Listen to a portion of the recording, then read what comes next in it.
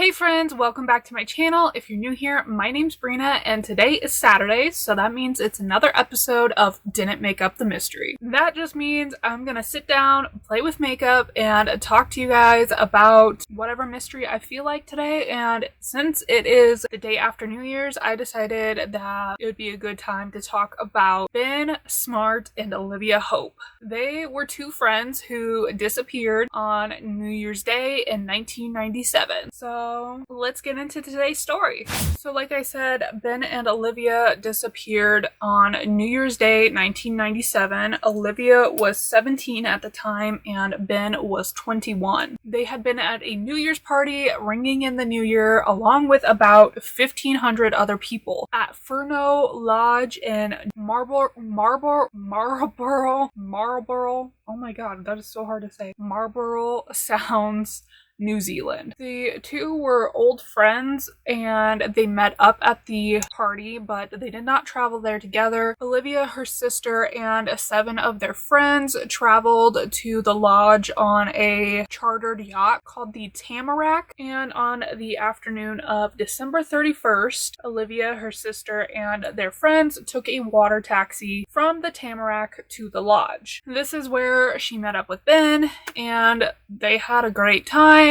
There were so many people there, like I said. They were all just partying, having a good time, and around 4 a.m. on New Year's Day, they decided that they had had enough partying, and Olivia was originally going to crash on the Tamarack. She left all of her things there. So Ben and Olivia hopped on a water taxi that was driven by the lodge bartender, Guy Wallace, and he took them to the Tamarack. But when they got there, they had discovered that all the berths were full and they were going to have to find somewhere else to stay. So Olivia gathered up all of her things. They went back out and luckily Guy was still there with the water taxi. So they hopped back on the water taxi and tried to figure out what they were going to do next. Well, there were also 3 other people on the water taxi with Guy: Hayden Morrissey, Sarah Dyer, and this mysterious man who had long hair and a beard. This single guy told Ben and Olivia that he was a crewman on a yacht and that they were welcome to come and crash there. Ben and Olivia happily accepted his offer. Guy dropped them all off, and that was the last time that anyone has ever seen Ben and Olivia.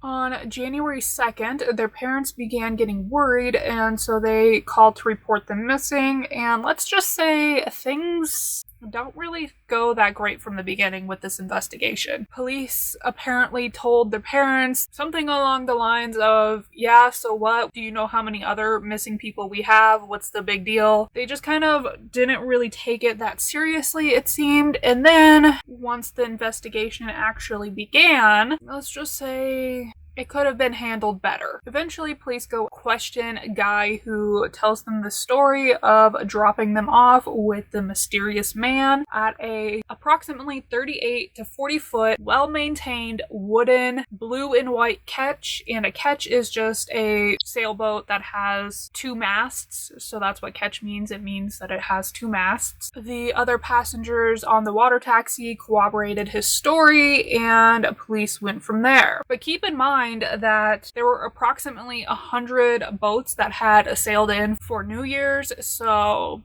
they had a lot of work on their hands. Guy also told them that the yacht that he dropped them off at had brown portholes, which they described the man as unshaven and with wavy medium length hair. Once police realize that these kids really do seem to be missing, this is when Detective Inspector Rob Pope comes in and takes over the investigation. Within 2 weeks of the investigation being started, Rob decides that he knows who the suspect is. By now, everybody has a good feeling that Ben and Olivia were probably murdered, and they think they're looking for the killer. So Rob sets his sights on 26-year-old Scott Watson. But there are a lot of problems with the theory that Scott is the person person they're looking for. For starters, there are photos taken of Scott the night of New Year's, and he did not have long hair, nor did he have any scruff or beard going on. He was clean shaven with very short hair, but Scott did live on his yacht, although his yacht was a 26-foot homemade steel sloop, which means that it only has one mast, and it has no portholes, and it is in dire need of a paint job. So the other one was described as being very well kept and just a very nice yacht. Then when you look at Scott's, I don't really see how you could get the two confused. So whenever Rob Pope was asked why Scott was a suspect, he basically didn't have a real reason other than he just thought he fit the profile, and he just had a feeling that he was the guy. There was no real evidence to go off of pointing to Scott, so police just kind of made their own evidence, I guess. Also, a few days after Rob Pope arrived in Marlboro, he publicly stated, quote, "We can be fairly certain that this two-mast ketch does not exist." He's just completely blowing off the eyewitness accounts and not at all taking what they're saying seriously, which, who does that? He also said Scott, quote, "had the right sort of agenda and pedigree." Apparently, he was referring to Scott's criminal record. At the time, Scott had 48 criminal convictions, mainly for burglary, theft, cannabis offenses, 2 counts of possessing an offensive weapon, and 1 count of assault from when he was 18. He did spend 2 short periods of time in prison during 1989 and 1990, but it had been 8 years since his last conviction when Ben and Olivia had disappeared. So by all accounts, it seems like he has really worked to turn his life around, and there's just really nothing to go on there. A bunch more witnesses came forward with similar accounts of the catch that Guy and the other water taxi passengers had informed police of, but they were either told their information was unwanted or simply police just did not follow up on these statements. Later, a former detective who had worked on the case, Mike Chappelle, came forward, and he claimed that officers had been told not to follow up on sightings of this catch. I mean, Rob Pope set his sights on Scott Watson, and that's who was going to be the murderer. Couldn't tell him any different. Police were also accused of spreading rumors about Scott before they arrested him, as well as using heavy-handed tactics on witnesses. I think we can all assume that we know what heavy-handed means here. When Guy Wallace was interviewed about the disappearance, he was repeatedly accused of lying, and police kept suggesting that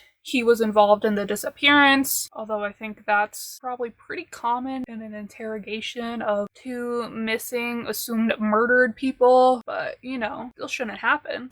On January 8th, Scott is interviewed by detectives, and while this is happening, police are preparing to search the Blade, his yacht, on the basis that there were bodies or body parts of Hope and Smart, among other things. So keep in mind that Scott lives on his yacht, and by January 12th, the Blade is seized, lifted from the water in Picton, and taken for examination. And while all this is happening, police are also searching his parents and sister's homes because they think that his sister may be helping with his cover-up. Also keep in mind, all the evidence they have at this point is pointing away from Scott, because like I said, he just does not at all match the description. His boat doesn't match the description. There's really nothing to go on here, and honestly, I'm really amazed. I don't know how, I completely forgot to mention this is happening in New Zealand, but I don't know how search warrants work over there, but I can't believe, I don't know if it's like the same thing where a judge has to sign off on it as it is here, but if that's the case, I cannot believe a judge signed off on this. There's just nothing. So after police had already decided that Scott was their guy, they decided, oh, now we should probably show a photo of him or a series of photos of him to Guy Wallace and the other 2 water taxi passengers. And all 3 of them said Scott was not the mystery man. But police did not like that answer, so they kept pressing and pressing and pressing. Eventually, Guy caved and said, yeah, you're right, that is the guy. I'm sorry, I made a mistake. That's the guy. But he has since come forward and recanted, saying he was wrong and he swears by Scott's innocence. On June 15th, 1998, Scott is arrested for the murders of Ben Smart and Olivia Hope. Even though there are still hundreds of witnesses left to be interviewed, police had already made up their minds within a week or so of the murders that for sure Scott did it, and there was no changing their minds. His trial lasted 3 months, and the Crown brought about 500 witnesses in front of the jury. Most of the trial evidence focused on the yacht. They had 2 jailhouse snitches come forward claiming that Scott had confessed to them, but let's be real, you never trust a jailhouse snitch. I mean, if people in authority don't know that by now, they need to find a different job. The Crown mainly argued that the yacht that the witnesses from the water taxi had seen was in fact Scott's one-mast yacht called the Blade, and that they were just mistaken. But I don't really see how you can mistake a 38 to 40 foot blue, well-maintained wooden yacht with 2 masts for a 26-foot, one-mast steel yacht that was not as well maintained, had no portholes. The blue one had portholes. I don't know exactly what color the Blade was when Ben and Olivia disappeared, but I know it was red when police got a hold of it, so I don't know. Cases like this just make me very angry, honestly.